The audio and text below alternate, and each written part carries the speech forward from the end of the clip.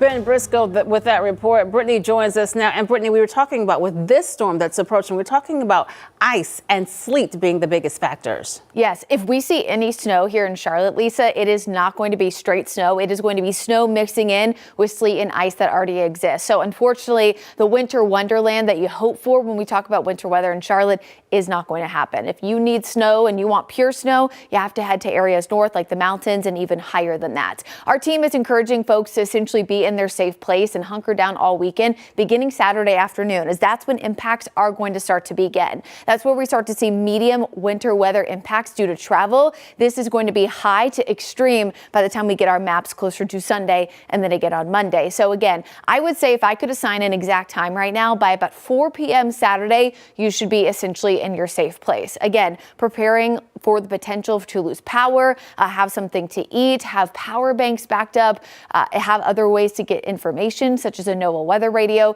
have water, food for about 3 to 5 days for every person in your household, as well as pets. This is going to be the biggest impact, again, starting Saturday afternoon, lasting through most of the day on Sunday. And even with the bitterly cold temperatures we're expecting for early next week, these impacts will linger into Monday morning as well. It's not just the fact that we have ice this weekend, but also the temperatures early next week are just not going to be supportive of us to see, substantial melting and not a risk for a refreeze. So as we look at futurecast ice, now we're starting to see model data and what we call short-term guidance, which means we have better data to work with. And this is consistently showing what we've been talking about for days now. Ice potential developing again right around 4 or 5 o'clock. Now 0.01 is not as impactful. It's once you get closer to 0.1, but again, out of a realm of, possibility, out of a realm of caution, I would suggest folks are in their homes again by about Saturday at 4 p.m. Conditions will continue to get worse as you go throughout the day. Notice 11 o'clock on Saturday, and then Sunday overnight, we start to see even bigger impacts. Anytime that you get ice potential between 0.25 and 0.5, which is our biggest likely impact here in the Charlotte metro area, all the way up toward I-40 corridor, that's when not only do you see, of course, horrible travel conditions, but also issues with power lines. So power outages will be likely if this forecast comes to fruition. 0.5, so a half of an inch of ice on a power line is like 500 pounds going on that power line. So we've talked a lot about how downed trees can cause those power lines to fall, but the ice itself can be just as bad.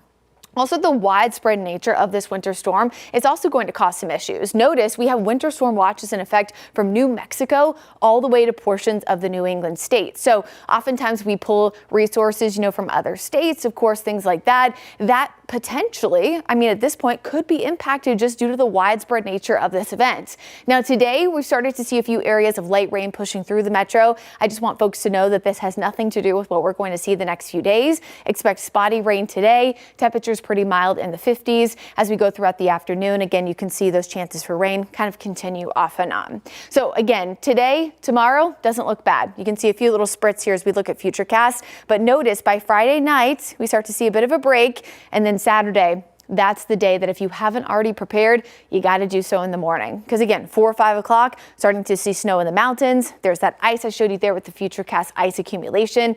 And again, it just continues off and on throughout the day. Our team will be on WCNC Charlotte and WCNC Plus, keeping you updated with essentially 24-hour coverage starting at 6 p.m. on Saturday night. So please make sure you have access to that. Again, multiple areas of access when it comes to getting the latest forecast and knowing what's going on. Chris made this graphic this morning, and I thought it was fantastic explanation of why we salt and brine the roads, but how that doesn't always help with freezing rain. Salt and brine is really good with that first glaze, but when you start to get ice kind of accumulating on top of each other, then sleet mixing in as well, this is going to cause major issues because again, the salt and brine can only do so much. So I know when folks see the salt and brine on the roads and they hear our forecast, oftentimes what I'm seeing even on my social media is, oh my gosh, it's not going to be that bad. They don't know what they're talking about. We are comparing this to horrible ice storms that have happened only a couple of times a decade, even if a decade here in Charlotte. So for those who haven't even lived here, let's say for a full 10 years, you've seen nothing like what ice can do here in the Carolinas. So again, here's the latest ice potential. I mentioned before in the newscast that if you're hoping for straight snow, this is not that storm. Notice that's mainly up toward the mountains and areas further north. Here in Charlotte, the metro, we're looking at mostly ice and sleet. So freezing rain and sleet.